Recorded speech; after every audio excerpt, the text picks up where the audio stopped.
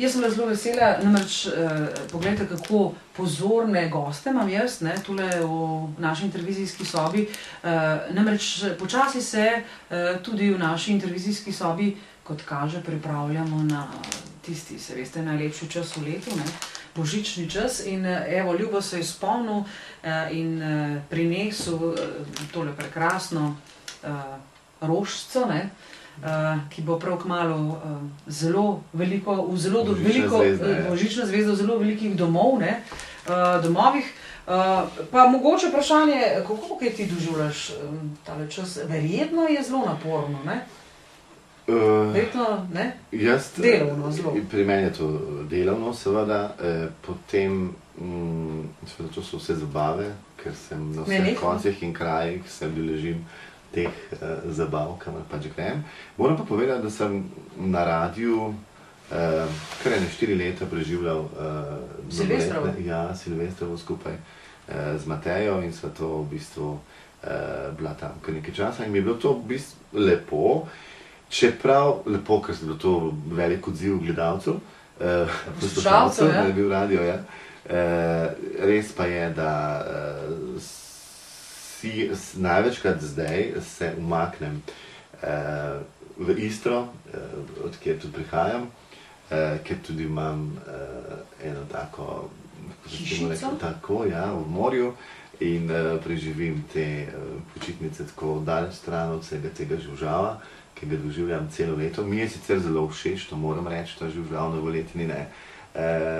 Ampak mi je tudi lepo imeti svoj mir in v družbi, ki mi je všeč, seveda dočakati. Čim bolj intimno pravzaprav. Ja, tako, ja, seveda, ja, tako da to mi je. Drugače pa, zdi se mi, da so ti novoletni časi, pa ta adventni čas dosti komercializirano vse skupaj. Preveč, ne? Preveč. So zgubili bistvo. Ja, vse je samo tako plastično. Štacuna, jaz rečem, ne? Ja, tako, ja, plastično. Zdi se mi, da je preveč. Tako, ampak to očitno spada v tem današnjem času z nami, ne, in nekaj drugače kot to, ne. Tako da ti preživljaš tudi kje tako na kakšnih špilih? Jaz pa v glavnem, ja, glasbeno, zelo glasbeno. Dobro, božič ne, to je seveda čisto družinska zadeva, hvala Bogu, ne. Ja, novoletne oziroma silvestre pa že dobrih 25 let ponavadi vedno nastopam, tako da pravzaprav mislim, da lansko leto sem bila prvič v vsej moji glasbeni karieri doma, ampak to prav namerno, ne, in moram reči, da je bilo prekrasno. Tako smo bili ena družba in smo se imeli prav lepo. Tako da tudi to včasih paše. Letos pa, kot kaže, bom spet zaposlena in celo na Vrhniki, ne, bom nastopala, tako da v bistvu, ja, na domačem terenu. Da se meni se zdi, glede tega, recimo, teh nastopov, vse to je, ne, da ne, seveda je to en del, bi rekel, službe, ki jo počneš, normalno, en del tega tebe, ampak zdi se mi, da je malo, ne vem, meni veliko paše v bistvu iti vsega tega. Ven, ne, ja, stran od hrupa, od ljudi, ne. To pravzaprav se mi zdi, da je že nekakšen sindrom vseh tistih, ki delamo veliko v medijih. Mislim, da bi se nama pri tem pridružil tudi Denja, ne.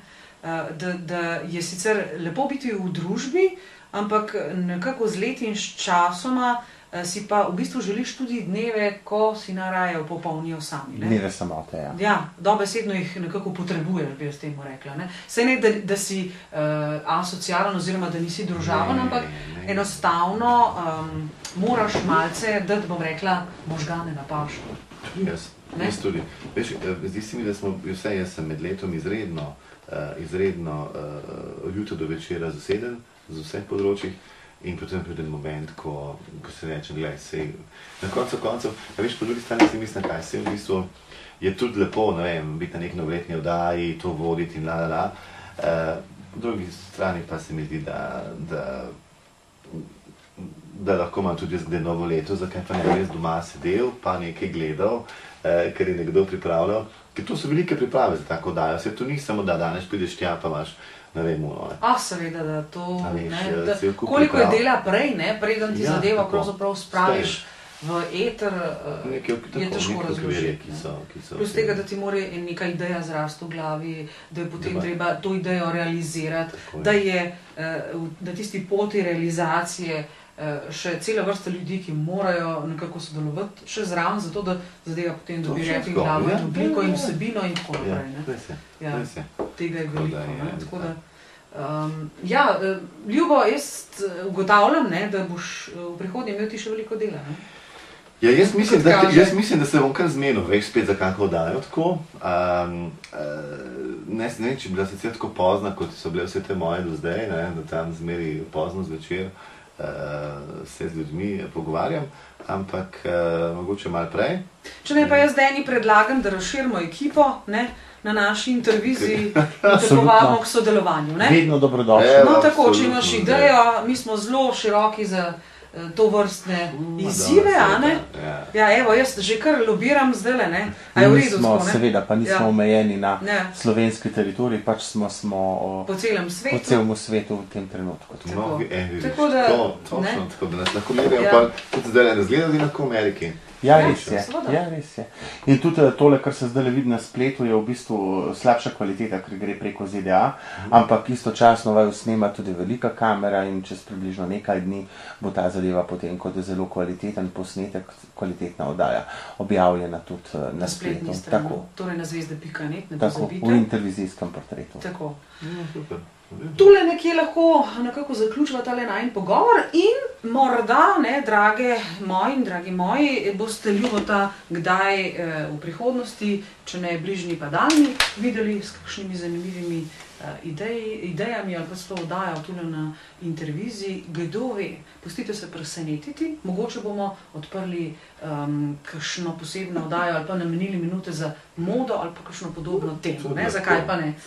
To temo ljubimo ženske nad vse, pa se mi zdi, da v zadnjem času tudi moški kar dobro spremljajo to vrstne. Sledimo.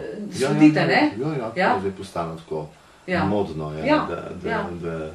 Pa tudi se mi zdi, v poslu je tako, da če si v nekem poslu, kjer moraš biti tudi lepo oblečen in urejen, je to zelo pomemben del celo pri sklepanju poslu. Ne boš vedela, recimo, da to dam piko koliko poslovnežev poznam, ko pridejo do mene in mi rečejo, recimo, ko me poznajo, veš, jaz sicer se ne znam obleči, rečejo, ampak ti zaupam, rabim to pa to, obleko, drugo, tretje, toliko fraž, to pa to, kaj mi ti predlagaš, to pa greva tja in je dejansko. In to občudujem pri ljudeh, na koncu ti za nekaj potrebuješ, hočeš biti tako, kot je treba, ne znaš pa seveda sam, jaz to čisto razumem. Kaj pa finance? Čigave? A rabiš recimo veliko denarja, da se lahko dobro oblečeš? Ne, rabiš. Danes imaš od do, veš, dejansko od minimuma do maksimuma, koliko pač hočeš.